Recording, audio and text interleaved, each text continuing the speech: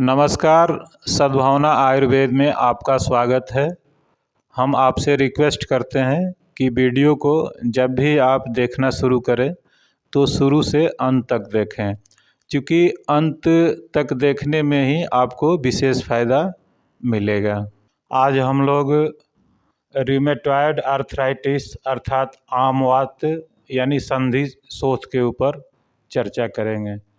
दोस्तों, आयुर्वेद में इसको संधि शोथ या आम वात के नाम से जाना जाता है।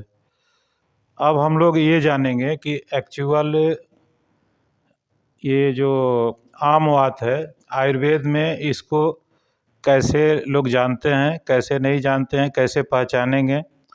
तो कहीं न कहीं हम ये देखते हैं कि जो भी बीमारी है उसके खुद के हम दोषी हैं। हमारा गलत खान पान, गलत आहार विहार, ये हमारे बीमारियों को जन्म देता है।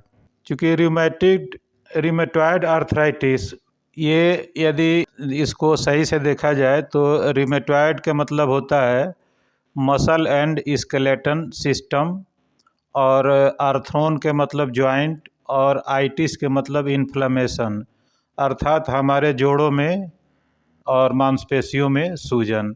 तो ये एक ऑटो इम्यून डिसऑर्डर अर्थात डिजीज है, या ये कहिए कि एक बीमारी है जो हमारे जोड़ों को प्रभावित करती है और कार्टिलेज को डैमेज करती है।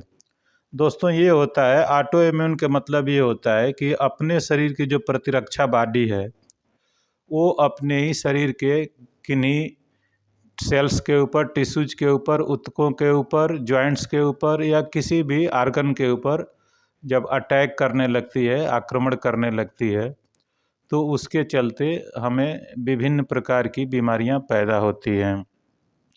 उसी में से एक ऑटो इम्यून डिजीज में से रूमेटॉयड आर्थराइटिस है, यानी आम वात या संधि शोथ के नाम से जाना जाता है। तो आयुर्वेद में आम का मतलब होता है आम वात, यानी आम का मतलब होता है अपक्व आहार, और अपक्व आहार रस से जो हम लोग खाते पीते हैं, ये रस और रक्तादि सप्त धातुओं का निर्माण होता है। भोजन के पकने से जो अन्न का अपक्व रस उत्पन्न होता है वह क्रमशः संचित होता है। यह आम कहलाता है। आमाशय में आम का नाना प्रकार के विकारों को, चूँकि आमाशय में जो आम संचित होता है वह नाना प्रकार के बीमारियों को जन्म देता है। और होता है यह कैसे? तो इसका कारण आयुर्वेद में माना गया है मंदाग्नि, यानी यदि हमारी अग्नि, जो पाचक अग्नि है, वह मंद हो गई है और खान पान को सही पचा नहीं पाती है, तो उसके चलते अपक्व रस पैदा होता है।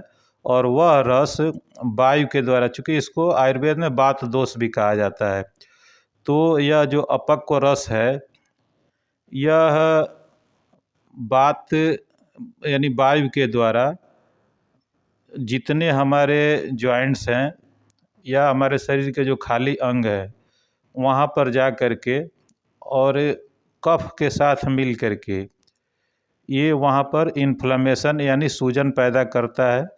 और ये होता कैसे है दोस्तों, कि जैसे ये कुछ हमारी गलतियों के चलते, कुछ हमारे खान पान के चलते, विरुद्ध आहार के चलते। विरुद्ध आहार के मतलब ये होता है कि जैसे कोई दूध खाया है और घंटा आध घंटे में मछली या मांस अंडा खा लिया, तो ये विरुद्ध आहार में माना जाता है। या भोजन किए हैं, भोजन करने के तुरंत बाद हम व्यायाम करना शुरू कर दिए, या संजोग से मान लीजिए हमारा पेट साफ नहीं है, यानी मलमूत्र के वेग को रोक करके और यदि व्यायाम करने लगे, आसन करने लगे, मेडिटेशन करने लगे, अनुलोम विलोम करने लगे, तो उसके चलते भी ये हमारी जो वात व्याधि है वो कुपित हो जाती है। और कुपित होने के चलते जो जोड़ों के अंदर एक साइनोवियल फ्लूइड होता है जो बहुत ही लचीला होता है, और लचीला और मजबूत दोनों होता है, जो हमारे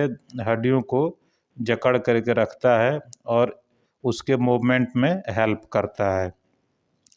तो उससे जो प्रेरित वायु होती है, यानी जो आम दोष के चलते प्रेरित वायु होती है, वो हमारे इन फिजियोलॉजिकल एक्शन को, जो नॉर्मल फिजियोलॉजिकल एक्शन है, उसको एबनॉर्मल कर देती है। अब दोस्तों हम लोग ये देखते हैं कि कई बार बीच बीच में आता है कि सप्त धातुएं, तो सप्त धातुएं क्या है? तो रस, रक्त, मांस, मेद, अस्थि, मज्जा, शुक्र, ये सप्त धातुएं हैं। और ये सप्त धातुओं का पोषण जो 6 रस है, मधुर रस, अम्ल रस, लवण, कटु, तिक्त, कषाय, ये 6 रस सप्त धातुओं का पोषण करते हैं। और ये सभी हमारी सप्त धातुएं जब बिल्कुल नॉर्मल होती है, पोषित होती है, तो एक 8वीं धातु जिसको ओज या नूर कहा जाता है, वो हमारे चेहरे पर चमक के रूप में होता है। तो अब ये हम लोग आज इसको डिफाइन करेंगे कि एक्चुअली जो ये ऑटो इम्यून डिजीज है, ये होती क्या है। अभी तक तो हम लोग इसके आगे पीछे के जो भी कारण थे, जो आयुर्वेद ने बताया है, और आयुर्वेद का जो हजारों साल पुराना अनुभव है, वैद्यों ने, आचार्यों ने जो अनुभव किया है, वो बताया, वो मैंने आपको बताया। अब देखिए इसमें रिमेटिक अर्थराइटिस यानी रिमेटॉयड अर्थराइटिस में यानी संधिशोथ में क्या होता है।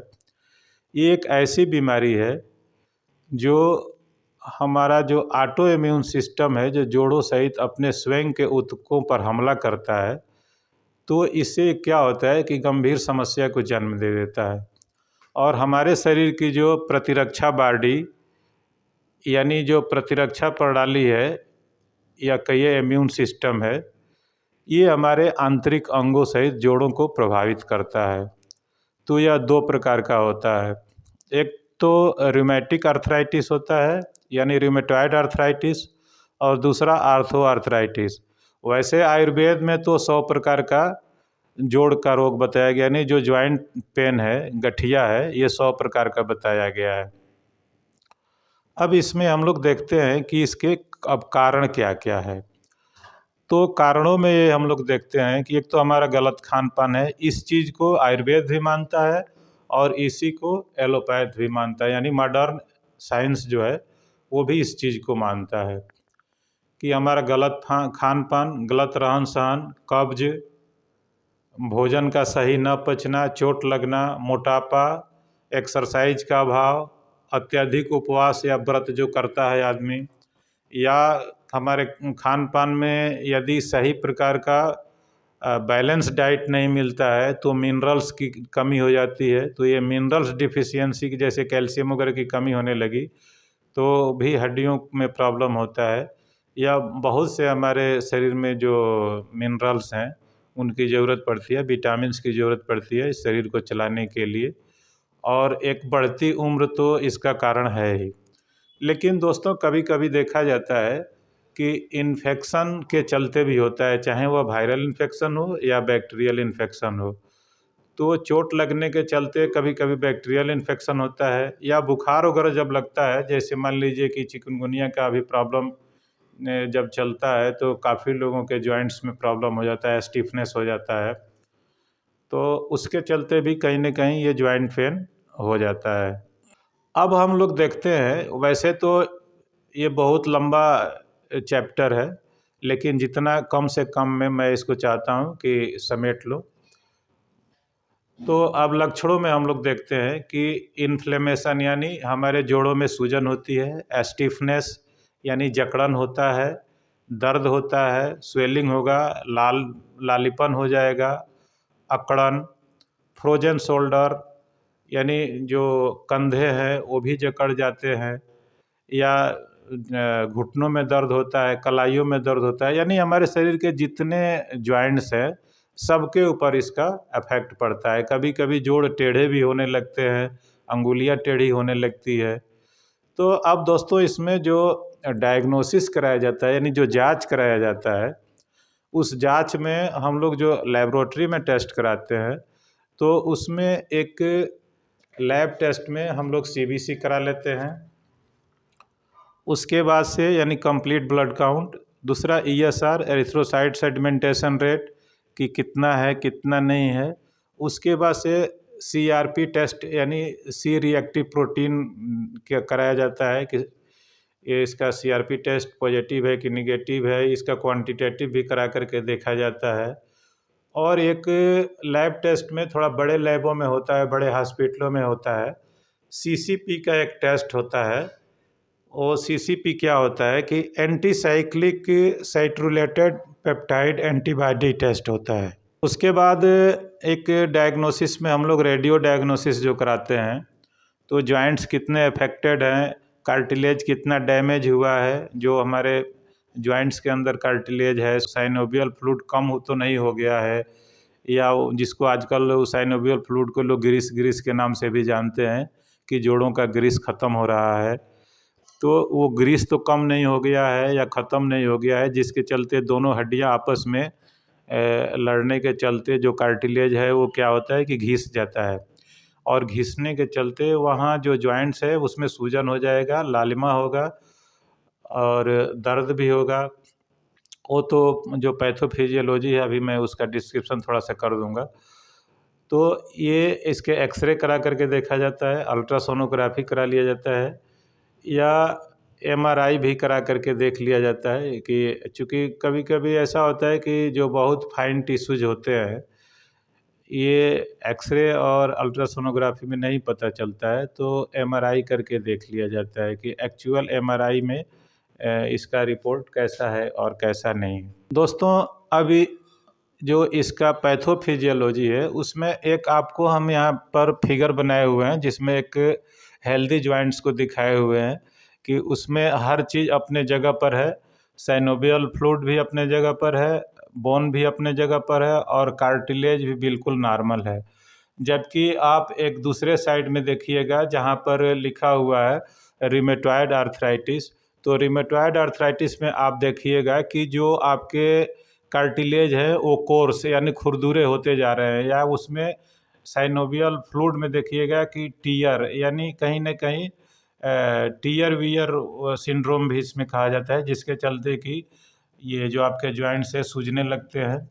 और डेफिनेटली आपको पता ही है कि पैथोफिजियोलॉजी में ये देखा गया है कि जब इन्फेक्शन होगा या ऑटोइम्यून सिस्टम के चलते यदि गड़बड़ी हो गई तो वहाँ जो जॉइंट्स में डिस्ट्रक्शन होगा तो इन्फ्लेमेशन होगा तो उसमें एक्सुडेशन होगा, एक्सुडेशन होगा तो स्वेलिंग आएगा, स्वेलिंग होगा तो डेफिनेटली हमारे जितने नर्व्स हैं, मसल्स हैं और वेन्स हैं उसमें टेंशन पैदा होगा तो दर्द होगा। ये सब इसकी पैथोफिजियोलॉजी होती है। लेकिन दोस्तों, आयुर्वेद में इसका बहुत ही अच्छा इलाज है, और वैसे तो जितने विद्वान हैं उतने प्रकार का इलाज बताते हैं, लेकिन शुरुआती जो इलाज है और इससे तकरीबन मुझे देखने में आता है कि 90-95% आदमी यदि खान पान पर अपने सुधार लाए, जिन कारणों से ये बीमारी होती है उन कारणों को छोड़ दिया जाए और अपने लाइफ स्टाइल को चेंज किया जाए तो काफ़ी आराम मिल जाता है। लेकिन थोड़ा इलाज लंबा होता है। जितने लोग कहते हैं ना कि 3 दिन में ठीक करेंगे, 5 दिन में ठीक करेंगे, ये सब गप होता है। कोई बीमारी 3 दिन और 5 दिन में ये सब ठीक नहीं होती है, ये थोड़ा लंबे इलाज की ज़रूरत पड़ती है इसमें। तो ट्रीटमेंट में अब हम लोग देखते हैं कि इसमें ट्रीटमेंट क्या दिया जाता है। तो एक जो ये आपका आम बात है, इसमें सबसे बेस्ट मेडिसिन मानी जाती है सिंहनाद गूगल। सिंहनाद गूगल 2-2 गोली गर्म पानी के साथ सुबह शाम, और महारसनाद काढ़ा 3 चम्मच से लेकर के और 4 चम्मच के बीच में अपने शक्ति सामर्थ्य के अनुसार जितना हमसे बर्दाश्त होता है उसके अकॉर्डिंग मेडिसिन लेनी चाहिए। और ये अपने आसपास के किसी आयुर्वेदाचार्य की सलाह में, उनके देख रेख में ये दवा लेनी चाहिए। तो ये महारसनाद काढ़ा 3 चम्मच से 4 चम्मच के बीच में आधा कप गुनगुने पानी में डाल करके खाना खाने के 1 घंटे के बाद आपको सुबह शाम लेना चाहिए। और रात में सोते समय 3 ग्राम के मात्रा में यानी छोटे चम्मच से 1 चम्मच अजमोदाद चूर्ण ले करके आप गुनगुने पानी से सो जाएं। और जितने आपके अफेक्टेड जॉइंट्स हैं तो उन पर महाविषगर्भ तेल की मालिश करके और कुछ देर के लिए गर्म कपड़े से उसको लपेट दिया जाए और छोड़ दिया जाए। तो वैसे 7-8 दिन में ही सुधार देखने को मिलने लगता है। अब दोस्तों, अब ये है कि अब हमको क्या खाना है और क्या नहीं खाना है, तो थोड़ा इसके बारे में भी हम लोग देख लेते हैं।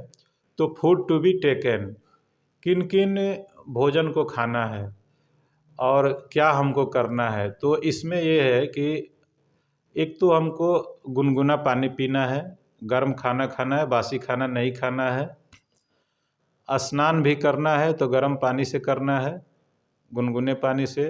पुराना चावल, बाजरा, मक्का, गेहूँ मिक्स करके रोटी बनाकर खाइए। परवल, सहजन, मूंग, मसूर, अरहर की दाल, लौकी, टिंडा, तोरी, खीरा, करेला, गाजर, मूली, पालक, बथुआ, अलसी यानी तीसी, जैतून का तेल, सेंधा नमक, अजवाइन, जीरा, सौंफ, धनिया, काली मिर्च, पिपली, मलाई रहित दूध, ताज़े फल में अंगूर, सेब, अनार और लहसुन, प्याज, अदरक, हल्दी, ये आपको लेना है। और दोस्तों, एक ओमेगा 3 फैटी एसिड के लिए अलसी थोड़ा सा ज़रूर लेना चाहिए।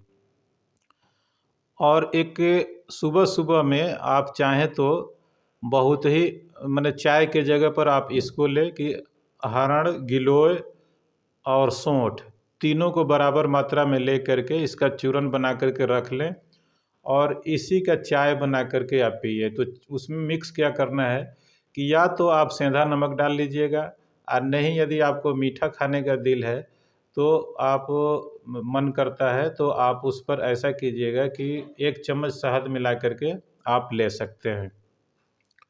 अब दोस्तों, हमको क्या क्या नहीं खाना है, यानी फूड टू बी अवॉइडेड। तो इसमें मैदा, सफ़ेद आटा, fast food, processed food, trans fat, चना, राजमा, उड़द की दाल, सरसों साग, भिंडी, अरवी, आलू, कोल्ड ड्रिंक्स, अचार, खटाई, दही, मांसाहार, विरुद्ध आहार, खाना खाने के बाद एक्सरसाइज नहीं करना है, बैगन, अल्कोहल, धूम्रपान, तंबाकू, डेयरी प्रोडक्ट, शुगर, ग्लूटान डाइट, यानी ग्लूटान फ्री डाइट हमको लेना है। ग्लूटान डाइट किस में होता है, तो गेहूं के आटे में होता है। तो ये चीज़ हमको ग्लूटान वाला नहीं लेना है।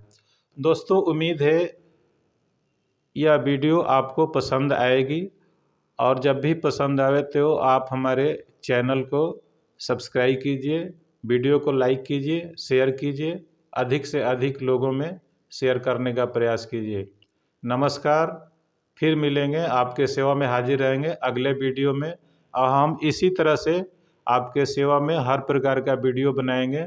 आप हमारे वीडियो को शुरू से अंत तक देखने का प्रयास कीजिएगा।